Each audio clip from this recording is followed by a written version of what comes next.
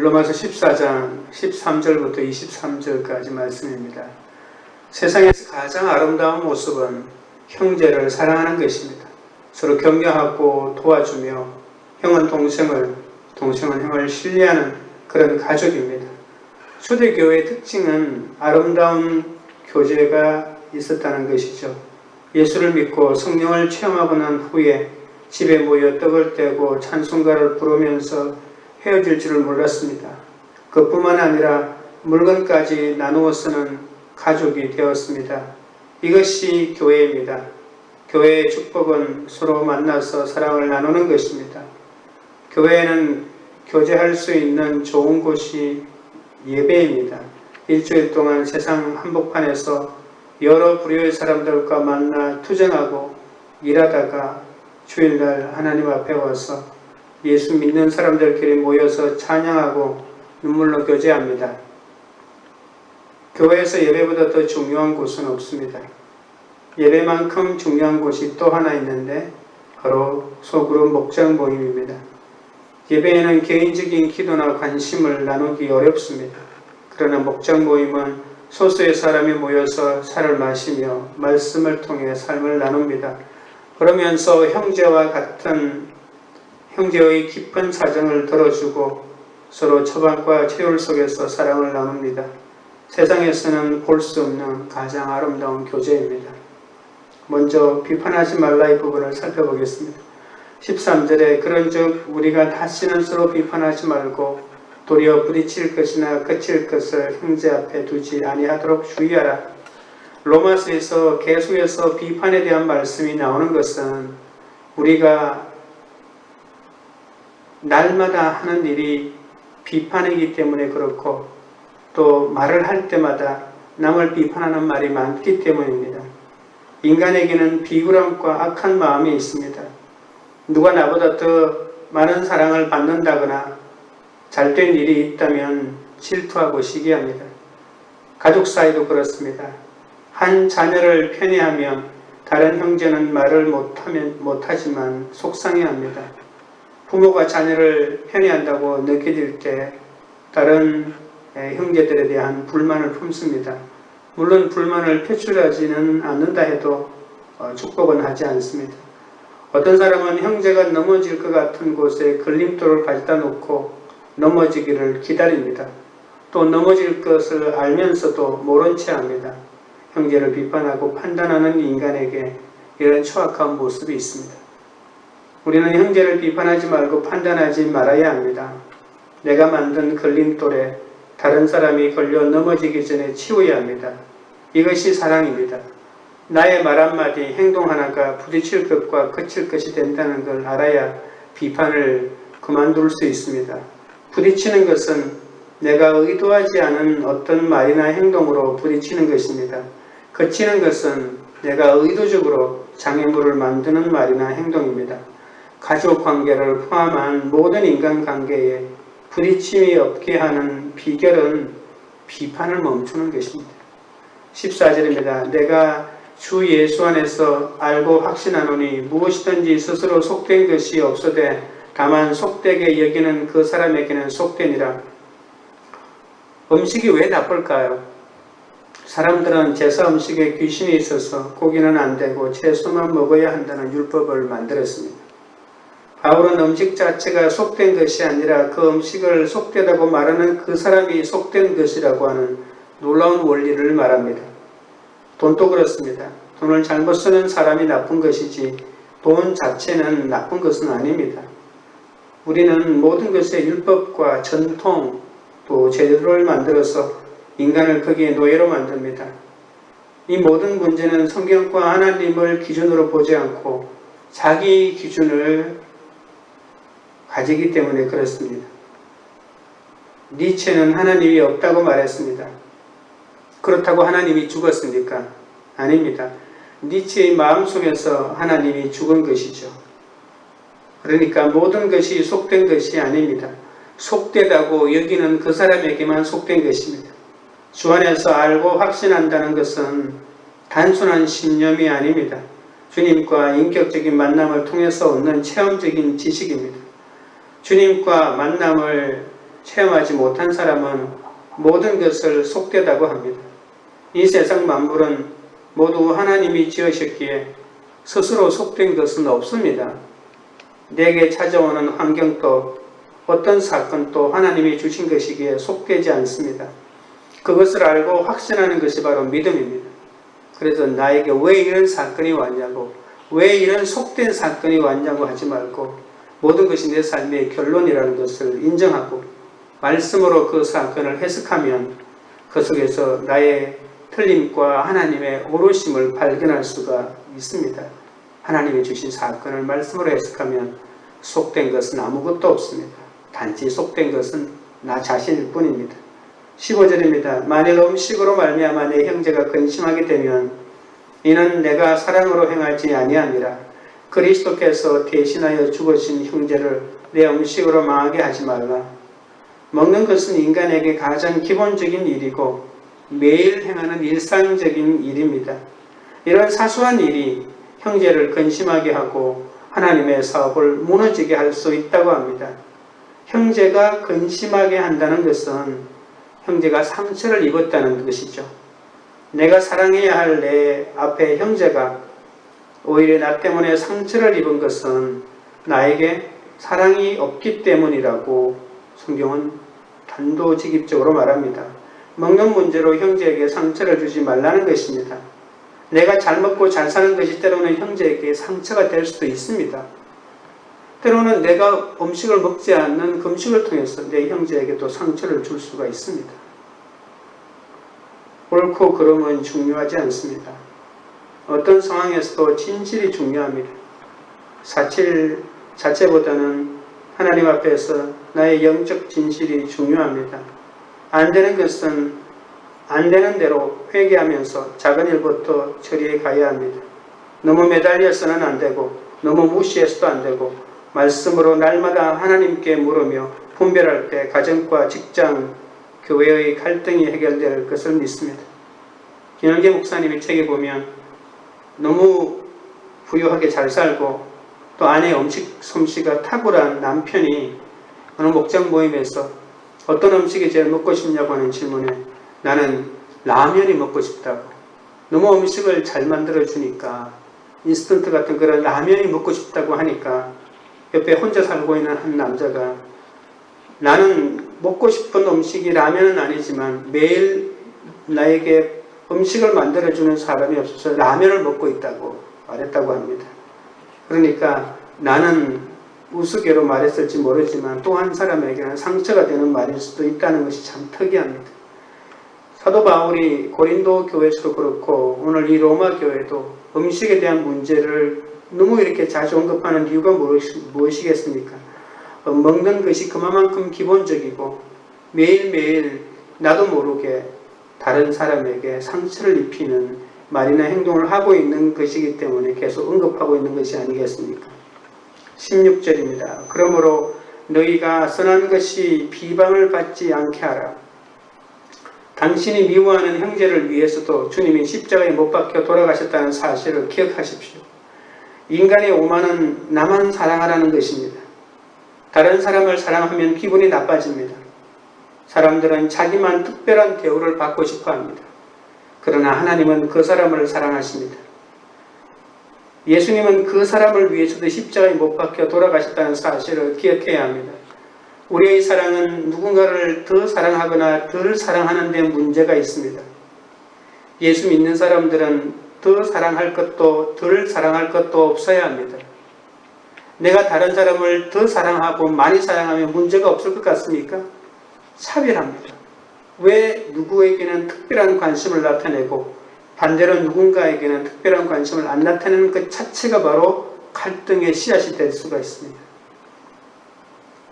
더 사랑하는 것은 그곳에 감정이 들어가고 더 사랑하지 않는 사람에게도 무언가 내가 감정을 드러내고 있는 것이죠. 감정이 들어가면 상처가 생기게 됩니다. 오늘 예수 그리스도 안에서 온전한 자유와 평화와 기쁨이 있는 사람이 진짜 예수를 믿는 사람입니다. 하나님 나라는 전통이나 제도나 방법이나 습관이 아닙니다. 내가 선한 일을 하고 선한 말을 했는데도 비방을 받을 수 있다는 것을 아셔야 합니다. 나는 선한 뜻으로 했기 때문에 난 자유로워. 연약한 누군가가 잘못이야 라고 말하지 말고 나는 아무리 자유롭고 나는 의도가 없었던 말이라 할지라도 그 말 때문에 연약한 사람이 실족할 수 있다는 것을 우리가 기억해야 합니다. 적용 질문입니다. 평생 나의 성실한 봉사와 열심히 여건이 안 돼서 봉사를 못하는 지체에게는 거침이 될 수 있다는 생각을 해봤습니까?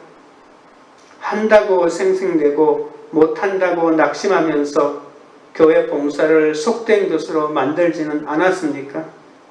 선한 일이 비방받지 않도록 상대방 입장과 처지를 살피고 있습니까?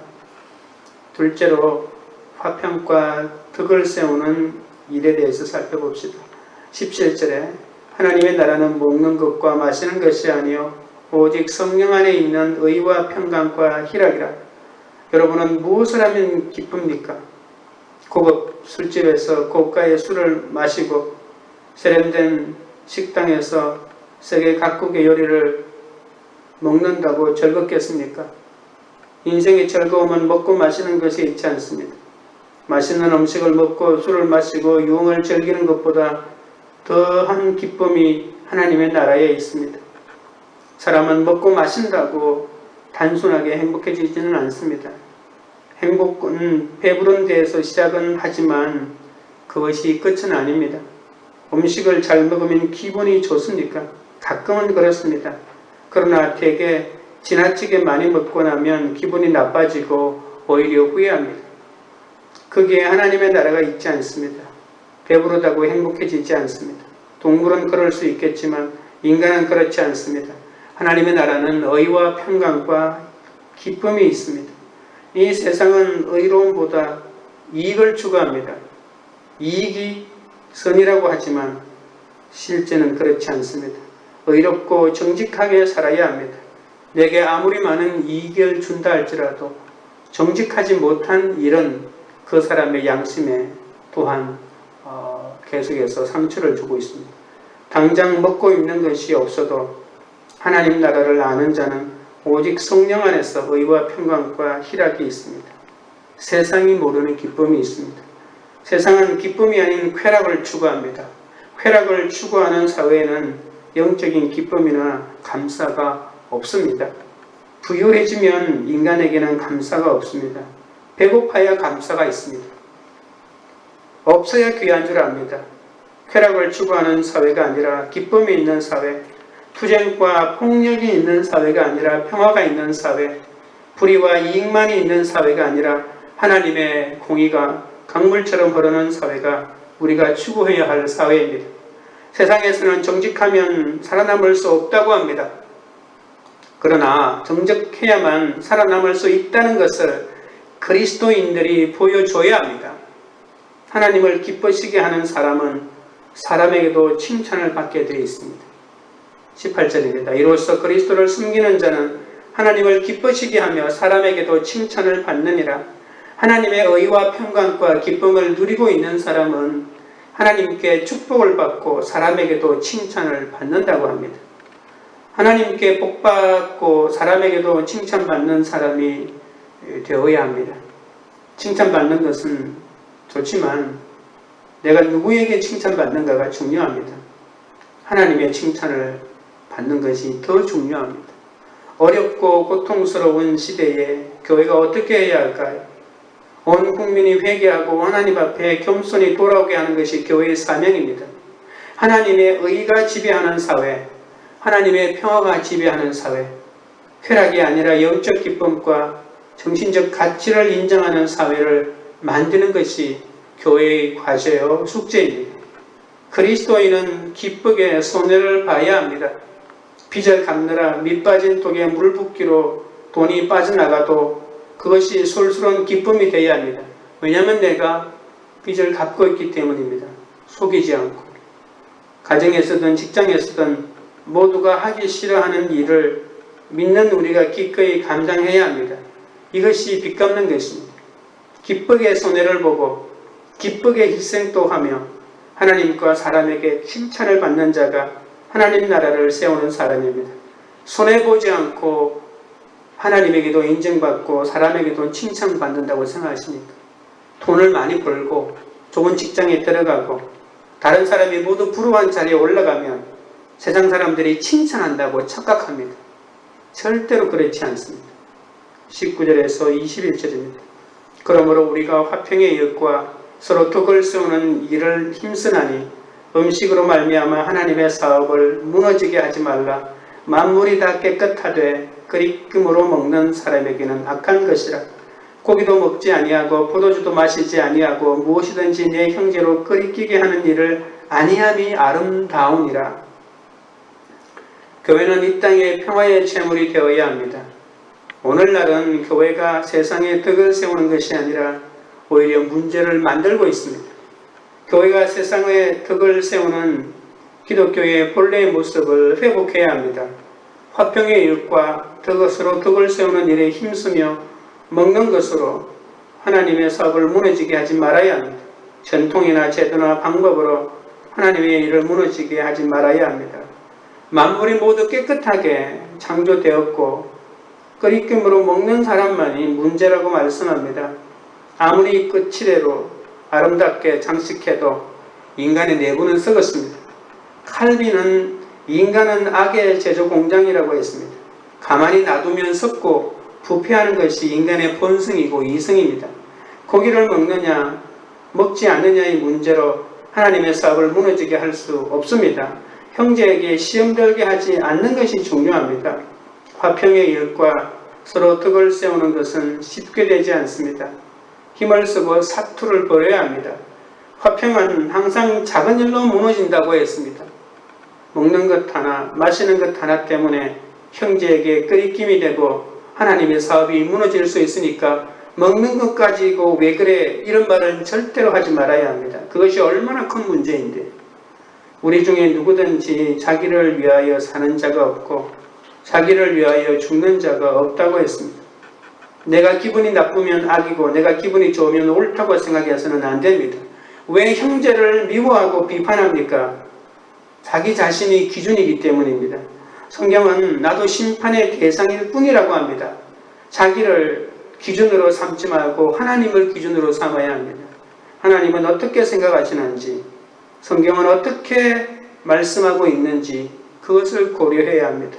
화를 내고 소리를 지르는 일이 성경에 있으면 그대로 하십시오. 그러나 성경에 그런 것이 없다면 하지 말아야 합니다. 형제를 비판하지 말고 잘난 척하지 마십시오. 이것이 성경의 가르침입니다. 자기 중심으로 하지 말라는 것입니다. 자기를 위하여 살지 말라는 것은 다른 사람을 기쁘게 하라는 말입니다. 모든 남편은 아내를 위해 사는 것입니다. 아내를 기쁘게 하는 일이라면 무엇이든지 다 하십시오. 청소하라면 청소하고 쓰레기 버리라고 하면 쓰레기 버려야 합니다. 남편을 뭘로 보고 그러느냐고 하지 말아야 합니다. 아내들은 나는 남편의 종이라고 하고 목사는 나는 성도들의 종이라고 살아야 합니다. 자기 자존심, 체면 때문에 쉽지는 않겠지만 나를 기준으로 생각하지 말고 상대를 기준으로 생각해야 합니다. 갈라디아서 2장 20절에 이제는 내가 산 것이 아니요 오직 내 안에 그리스도께서 사신 것이다. 이 말은 기준이 달라졌다는 말이죠. 성숙한 그리스도인들은 여기까지 이르러야 합니다. 로마서 12장에서는 자기 몸을 하나님이 기뻐하시는 산 제물로 드리라고 하고 13장에서는 원수까지 사랑하고 너를 핍박하는 자를 저주하지 말고 축복하라고 하고 14장에 와서는 아예 기준을 바꾸어 내 기준으로 살지 말고 상대방의 기준으로 살라고 합니다. 사나 죽으나 이 말은 뭡니까? 이미 죽었다는 말이지 않습니까? 적용 질문입니다. 동창이나 계모임이나 가족 행사에 평강과 희락이 있습니까? 빚을 갚기 위해 먹고 입는 것, 입고 싶은 것을 참았을 때 스스로 대견하게 여겨지는 기쁨을 느낀 적이 있습니까? 지출을 줄이고 모임을 줄이면 사람들과 멀어질 것 같아도 정직하고 성실하게 사는 모습을 보여줄 때 사람에게도 칭찬받는 것을 알고 있습니까? 셋째로 믿음을 따라라고 하는 부분입니다. 22절부터 23절입니다. 내게 있는 믿음을 하나님 앞에서 스스로 가지고 있으라. 자기가 옳다 하는 바로 자기를 정죄하지 아니하는 자는 복이 있도다.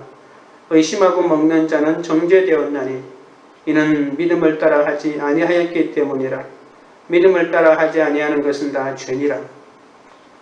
바울은 믿음이 강한 사람과 약한 사람 사이의 문제를 다시 한번 다룹니다. 자신이 생각하는 것을 자신에게 적용해야 한다고 말합니다.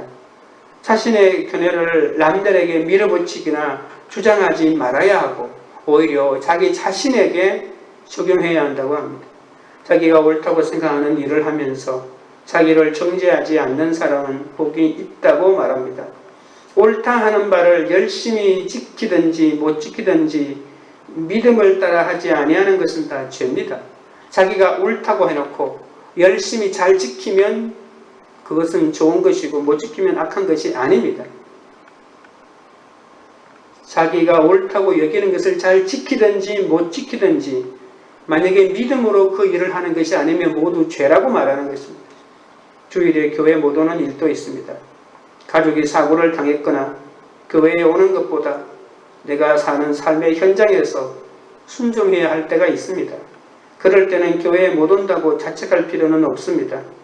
믿음이 아닌 나의 게으름과 욕심으로 만약에 주일을 지키지 않았기 때문에 죄책감이 들고 그봐 주일에 교회에 안 갔더니 나쁜 일이 생기잖아, 이런 비상식적인 생각을 하게 되는 것입니다. 그러니까 교회에 오는 거냐 오지 않는 거냐보다도 더 중요한 것은 내가 믿음으로 그 일을 하느냐는 겁니다. 그래서 내가 만약에 교회에 안 갔기 때문에 우리 가정에 무슨 일이 생겼다고 그 이유 때문에 계속 교회를 간다면 교회에 가는 것은 잘하는 거지만 그것은 믿음으로 하는 것이 아니기 때문에 잘못되었다고 하는 것입니다. 내가 이 일을 하든 하지 않든 반드시 믿음의 기준으로 그것을 해야 되는 겁니다.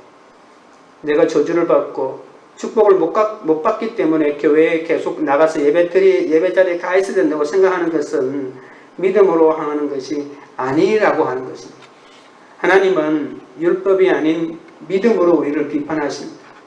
믿음으로 하는 것은 모든 것이 가능합니다. 그러나 믿음으로 하지 않는 것은 어떤 것도 죄가 됩니다.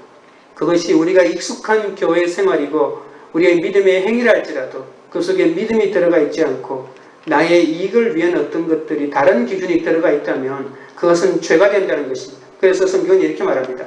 믿음으로 하지 않는 것은 어떤 것도 죄가 된다. 우리는 믿음으로 하는지는 상관없이 끝으로만 원하는 것을 하면 이것은 죄가 아니라고 생각하겠지만 성경은 그렇게 말하지 않는 것이죠. 결혼하는 것에 옳다 그르다는 것은 없습니다. 결혼해도 믿음으로 하지 않으면 죄가 됩니다. 결혼을 안 해도 독신으로 살아도 믿음으로 하는 것이 아니면 그것은 죄입니다. 믿음으로 취직도 해야 하고 믿음으로 이사도 해야 하고 믿음으로 공부도 해야 되고 모든 것을 믿음으로 해야 됩니다. 이런 믿음의 소신을 가진 사람은 복이 있고 자유가 있습니다. 내가 기준을 바꾸어 산다고 해도 나를 괴롭힐 사람은 아무도 없습니다. 오히려 상대방의 기준으로 사는 사람은 다 좋아하고 평안하게 대할 것입니다. 어떤 목장에 가든지 어떤 봉사의 일을 맡든지 시키는 대로 하겠다고 결단하는 사람은 천국을 맛보게 됩니다. 그러니 우리는 기준을 바꿔야 합니다. 그리고 믿음으로 살아야 합니다. 그때 의와 평강과 기쁨이 나타납니다. 인간이 가장 존엄할 때는 자신이 100% 죄인임을 인정할 때입니다. 잘나서 천국 가는 사람이 어디 있겠습니까? 도덕적으로 완벽하고 흠이 없는 자가 천국 가는 자가 아니라 날마다 내 죄를 깨닫고 회개하는 자가 하나님의 나라를 세워가는 사람입니다. 적용 질문입니다. 예배와 봉사와 구제를 믿음으로 하고 있습니까? 믿음이 아닌 욕심으로 하기에 자책하고 절망하지는 않습니까? 믿음이 아닌 내 의로움으로 신앙생활을 하다가 가족에게 위선자라는 소리를 듣지는 않습니까? 그럴 때 낙심하지 않고 나 같은 죄인 살리신 주님의 은혜를 고백하며 믿음의 능력을 증거합니까? 기도하겠습니다.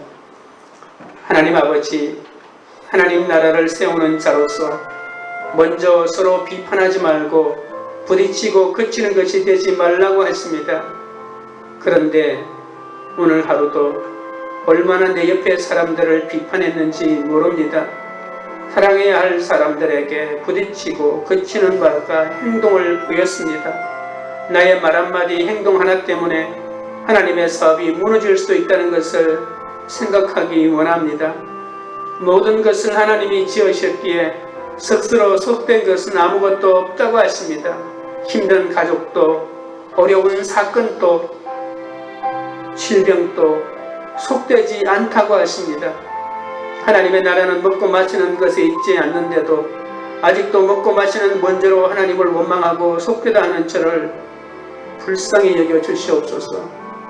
하나님의 나라를 세우기 위해 정직한 삶을 살기 원합니다.